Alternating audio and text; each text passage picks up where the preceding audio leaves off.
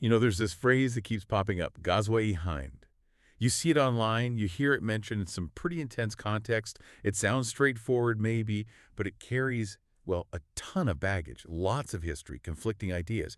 And that's exactly what our listener asked about, wanting to understand all these different layers around the term, especially as linked to India and Islam. Right. And that's our plan for this deep dive. We're going to unpack the materials the listener sent over. We've got an article from the print digging into how a major Indian Muslim scholar sees Ghazwa-e-Hind.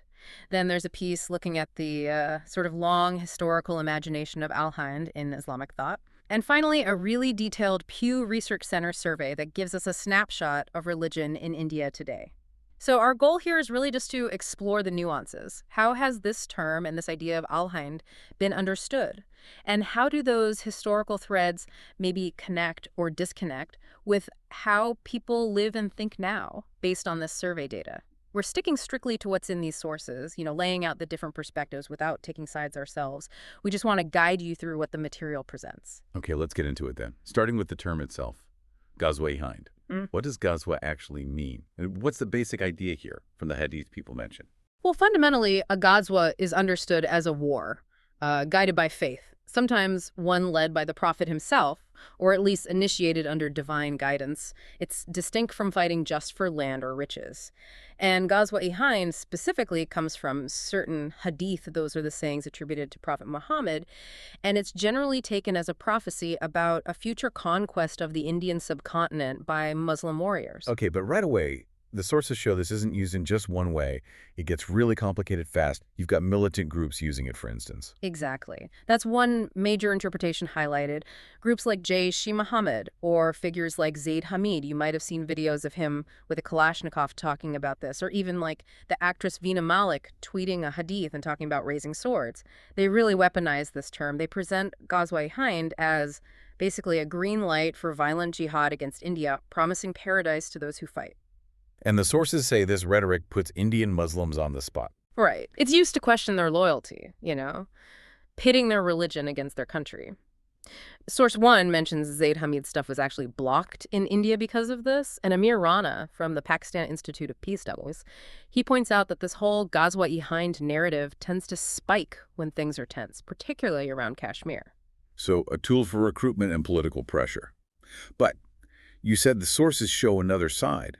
From within India's Muslim community. Yes, a completely different take. The Jamia Ulema-e-Hind, which is a major body of Indian Muslim scholars, very nationalist. They opposed partition, supported the government on Article 370. They've directly challenged this militant reading. They call it erroneous and mischievous, strong words. Mischievous. Yeah, that definitely sends a message. Who specifically is making this argument? Source 1 focuses on Maulana Mufti Salman Mansoor Puri, a prominent scholar with the Jamiat.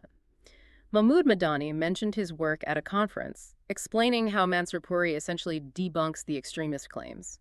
His main point, that prophecies and sayings of the prophet shouldn't be twisted for, political agendas or material gain.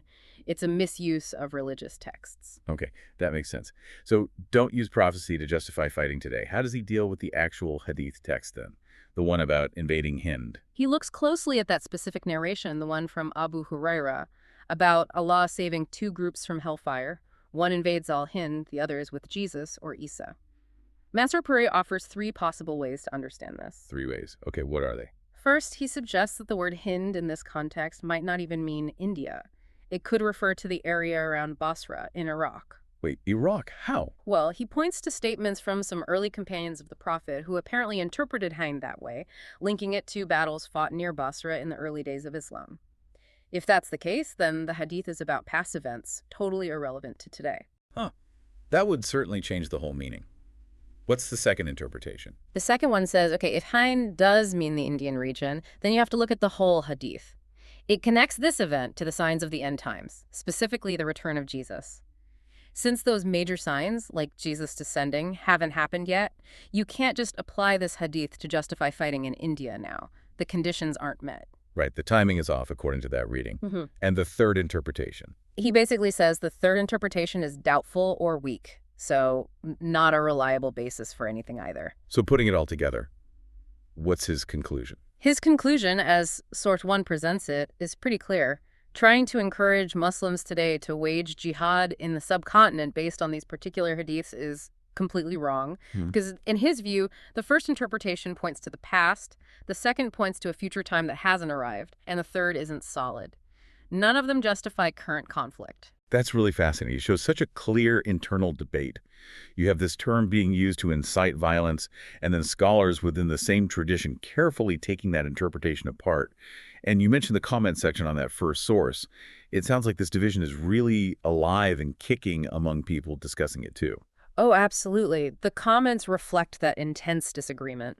People arguing about bias in the reporting, defending Islam as peaceful, others bringing up different religious prophecies, debating the rules of engagement in Islam, like, is it only self-defense? What about protecting non-combatants? It's clearly a hot-button issue with no single agreed-upon meaning. Okay, so that's the debate around the term Ghazwa-e-Hind itself. But let's broaden the lens now with source 2. It talks about al-Hind, not just as modern India, but this wider historical and cultural idea in the Islamic world. What was the relationship like between Arabia and al-Hind way back, before all these modern conflicts? Source 2 paints a really rich picture of connections going back centuries, mainly through trade. The incense route was key, linking Al-Hind, Arabia, and the Mediterranean. Goods flowed back and forth. You had spices, of course, like oud, sandalwood, cloves, pepper, also cotton, bamboo, and interestingly, Indian swords. Indian swords were a major export. I didn't realize that. Yeah, they were highly prized, known as Sahif Hindi or Muhannad. Source 2 mentions writers like Ibn Khaldun back in the 9th century and Al-Idrisi later praising Indian iron and steel. It even notes that Alexander the Great might have used Indian steel way back. So Al-Hind had this reputation for top-tier weaponry. More than just goods, right? People moved too. Definitely. Source 2 talks about communities of Indian origin, the Zut, the Med, others settling along Arabian coasts. They became part of the fabric of society, traders, sailors, sometimes even soldiers and armies like the Sassanid Elephant Corps. There's even a mention of a pre-Islamic poem using a Zut song as a comparison, which suggests, a pretty deep level of cultural familiarity. That's a surprising level of integration. And the sources hint that this connection might have gone even deeper, possibly influencing religion in pre-Islamic Arabia. That's one of the most intriguing threads in Source 2. We know pre-Islamic Arabia had diverse beliefs. The Quran mentions Jews, Christians, pagans, and others.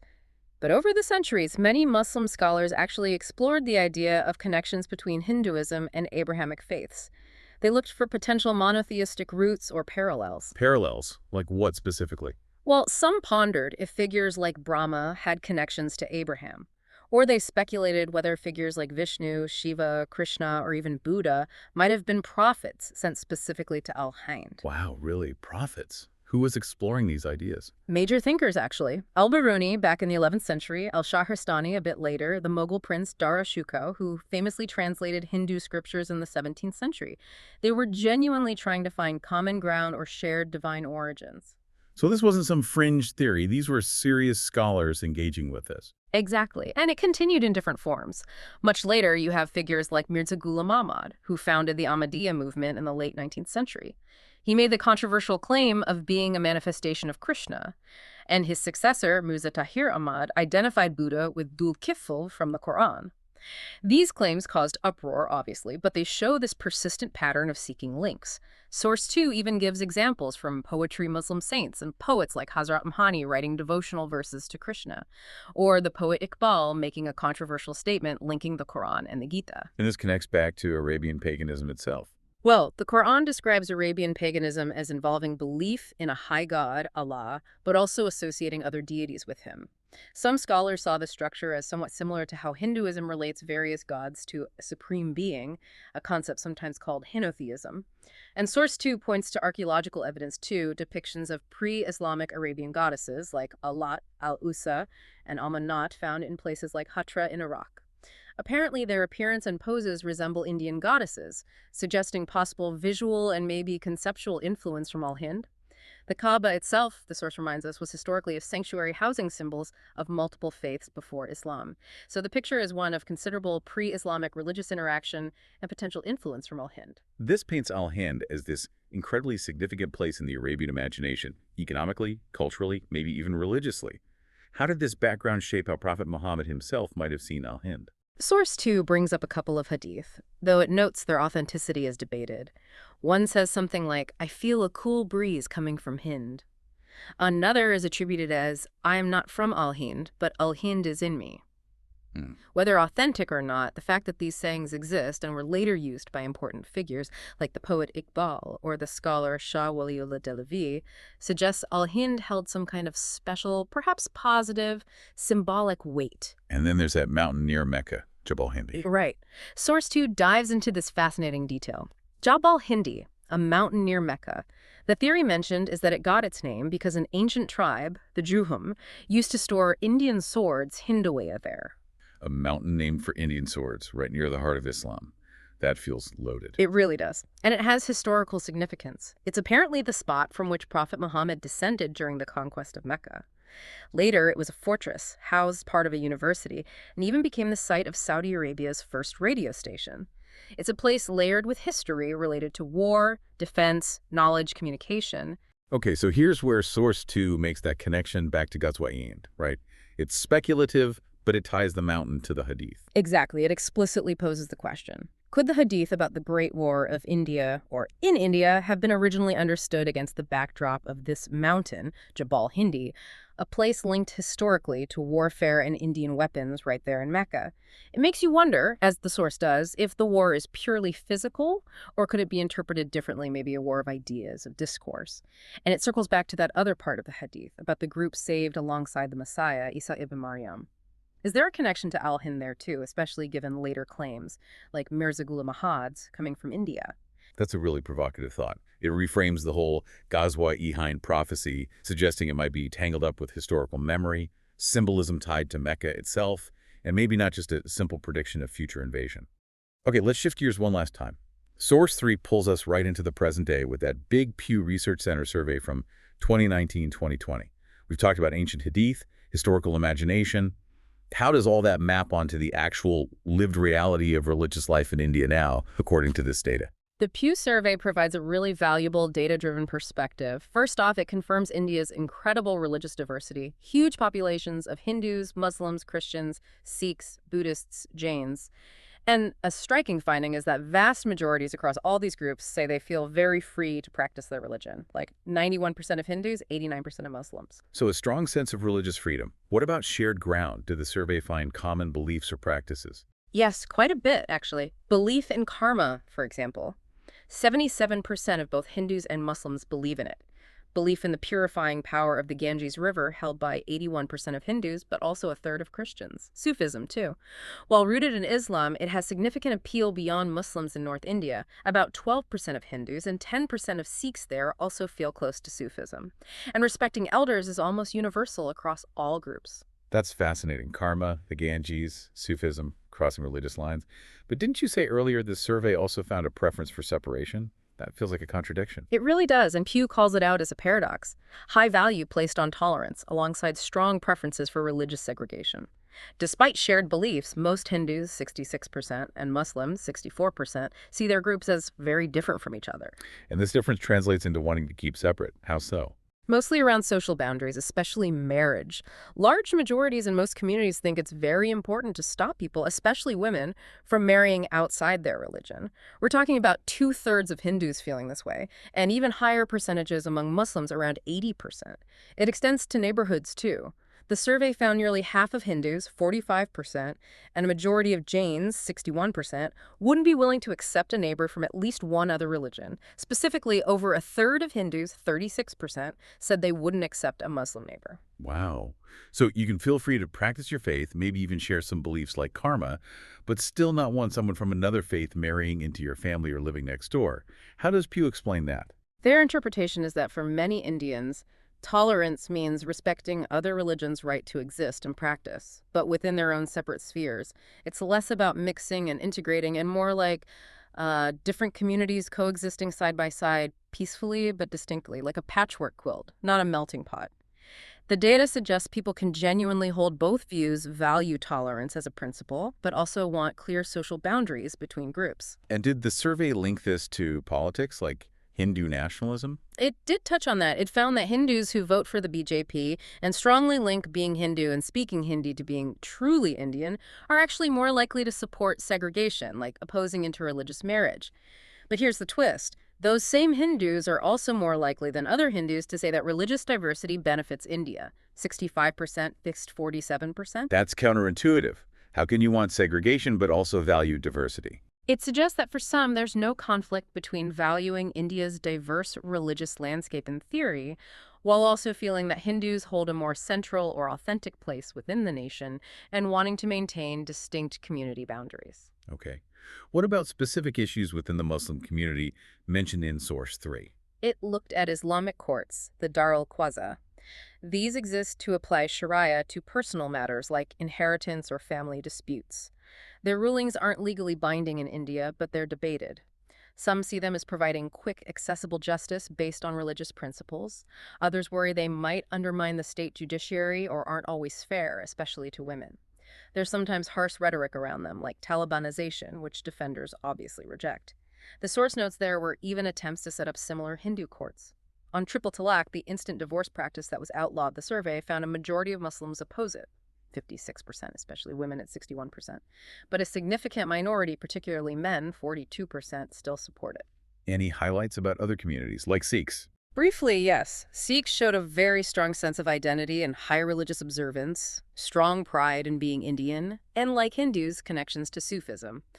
But they were also more likely than other groups to see communal violence as a very big problem in India, and they showed lower levels of support for the BJP compared to Hindus. And regional differences. You mentioned the South earlier. Yeah, the South stands out in the data. People there tend to be less religious in daily practice, fewer pray daily compared to central India, for example. There's a lot of emphasis on stopping interreligious marriage and less reluctance to have neighbors from other faiths. Southern India also generally has better socioeconomic indicators and a different political history, including strong anti-caste movements. This difference shows up even on things like beef eating. How so? Well, nationally, a huge majority of Hindus, 72%, say someone who eats beef cannot be Hindu. But in the South, it's much less strict. Only 50% say that, compared to over 80% in the North and Central regions. And the survey found that this anti-beef stance strongly correlates with support for religious segregation and identifying with Hindu nationalism. Okay, wow. That's a lot to take in.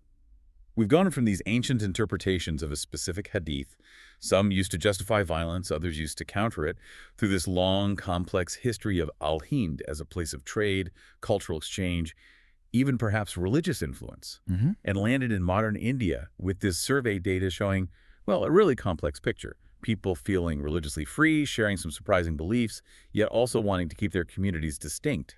Exactly. What the sources together really highlight is that these religious concepts and historical narratives aren't static. Ghazwa-e-Hind, Al-Hind, they've meant different things to different people at different times.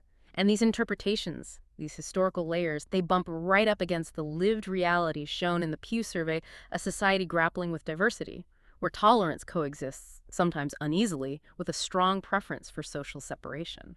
So we haven't aimed to give you one simple story here. The goal was really to lay out the different pieces, the conflicting views, the historical threads, and the modern data, all from the sources you provided, so you can see the complexity for yourself. Right. The picture that emerges isn't straightforward. It's one where these deep-seated ideas from history and theology are constantly interacting with today's social and political forces. It leads to this landscape where people perceive real differences and often prefer separation, even while valuing tolerance and sharing common ground in unexpected ways. It definitely leaves you thinking, doesn't it? About how history gets used, or maybe misused, today, and how society tries to manage difference, tries to live together, even when people seem to prefer living somewhat separately. And maybe a final thought to leave you with, just drawing on everything we've seen in these sources. If the missing of ancient religious texts can shift so much depending on who's reading them and when, and if people can genuinely value religious tolerance while also wanting to keep social distance, how do diverse societies build real understanding and connection across community lines while still respecting that desire for distinct identities? That seems like the central challenge.